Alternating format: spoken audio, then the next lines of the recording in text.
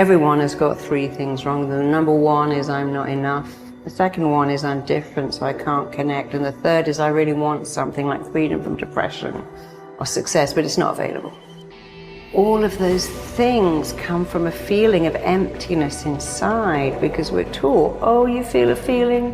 Why don't you eat some donuts or go onto eBay and buy, or Amazon, or have a drink? And our feelings are the most real thing we have. And we push them down. We find all this stuff to buy or eat or drink or take to keep us, like John Lennon said, comfortably numb. But then the feelings regroup and come back because they've always got a job to do. It ain't going nowhere. But if you go after the fight, if you approach the challenge, you have a much better chance of winning. This the fight of your life, baby. Are you hearing me? This the fight of your life. Since we cannot change the circumstances, but we can change ourselves. We can change what we do. Never forget, what comes easy won't last. And the things that last the longest never come easy.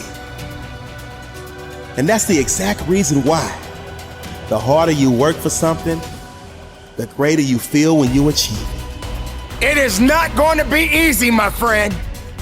It is not going to be a walk in the park where you can walk and smile all day.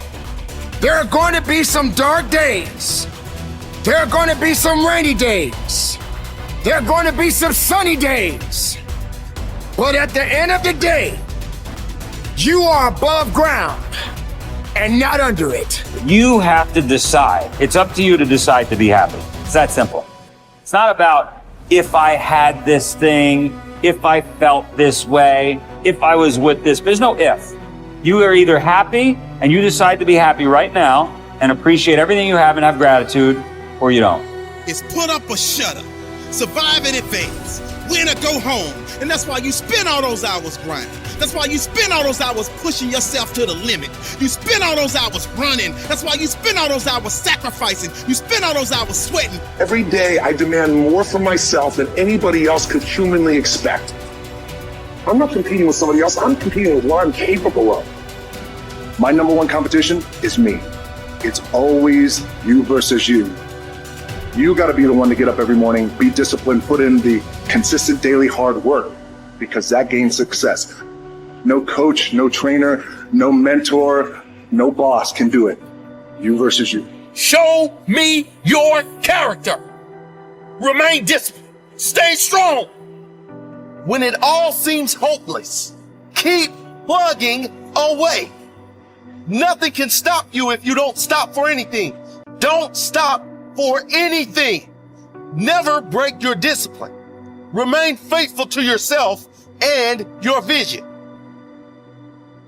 We all have a voice in our head.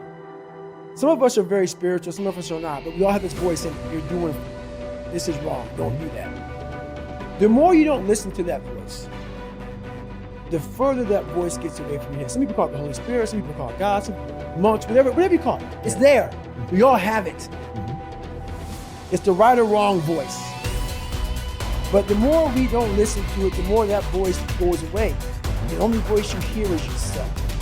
When the only voice you hear is yourself, you're wrong. There's a voice that guides you through life. And sometimes it's guiding you in a direction that you don't want to go. That's usually the right place to go. It's that uncomfortable place. So that voice is always talking to me, but we don't listen to it. I listen to it. And when I start getting anxious, nervous, like we all know when we've done too much because it's telling us, I'm getting tired, I'm wearing down. But we go. I start talking to my fiance, hey, I'm doing too much. We start now, like I did in Hell Week, like I do all the time, the 1 second decision. It's that decision when your mind starts to get so amped up. Whenever you can't hear yourself think, you gotta slow down. Whenever you're living off a schedule, every day's a schedule, you have no time for yourself. When you start, and we all know it, I don't have time for this anymore, I don't have time for that anymore. That's when your mind and your body are saying, think about it. I'm neglecting my fiance, I'm neglecting my disciplines of life, I'm neglecting my reading, my learning, my workouts, my diet.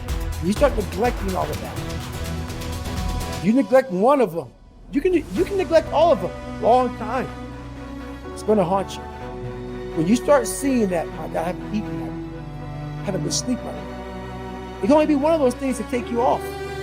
So I'm very aware of my eating, my sleeping, my disciplines of life. And I start to get too far away from them, it's a hard stop.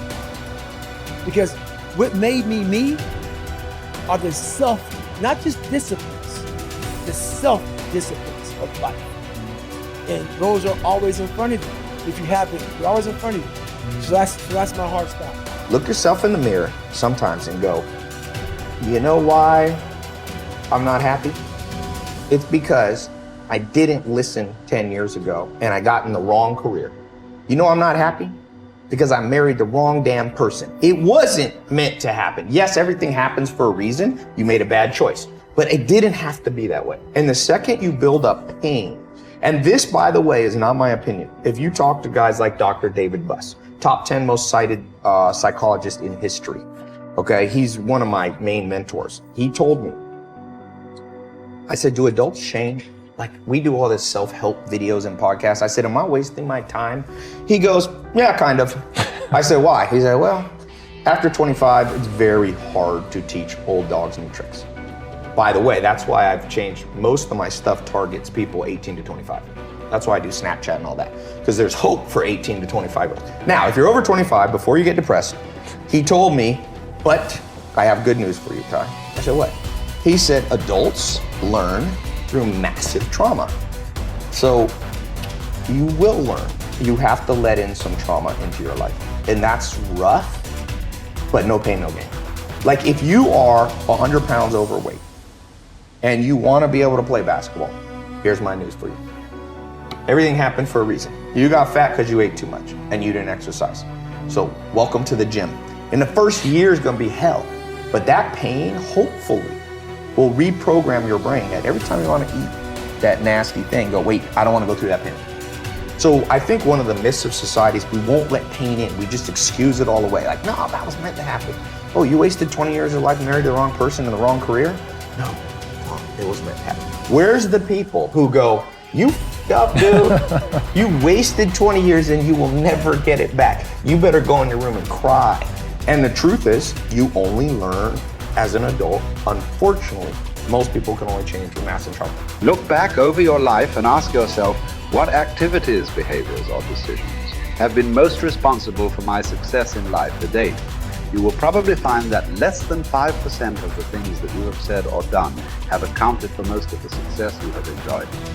You may find that it was your unique ability to solve a particular kind of problem or to take advantage of a particular type of opportunity. You may find that your special talent was an interpersonal skill that enabled you to influence and persuade other people at a particular time and place. You may find, on analysis, that it was an ability to take charge and accept responsibility for accomplishing a particular goal. Whatever has been responsible for your successes in life to date may be a good indication what you should be doing in the future. Analyze your work based on the measure that I call return on energy. Leaders in every field deliberately apply their talents and energies where they can achieve their greatest return on the amount of energy, mental, emotional, and physical, that they invest in any endeavor. They refuse to take on jobs or work in areas where they cannot perform at exceptional levels. They treat themselves as valuable resources and they spend their energies very carefully. One of the questions that you might continually ask yourself is this the best possible use of my time and energy? Is what you are doing right now the most valuable thing that you could be doing, given your particular combination of talents and abilities? Often answering this question will help you to see that there is a vast difference between what you are currently doing and what you should be doing if you want to be fulfilling more of your potential. Once you have chosen your ideal job or occupation for this stage of your career, your biggest responsibility is to make the decision to become very good and then to become excellent at what you do.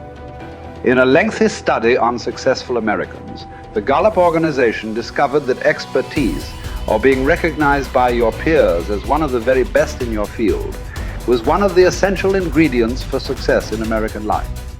We said before that self-confidence comes from positive knowing rather than positive thinking. It is only when you know that you are outstanding in your chosen field that you really feel terrific about yourself, and that you enjoy high levels of self-confidence. Men and women who are good at what they do and who know that they are good at what they do are very different from those who are only average. They walk and talk and dress and behave differently. They have an attitude of assurance and certainty about themselves that causes them to stand out in any group.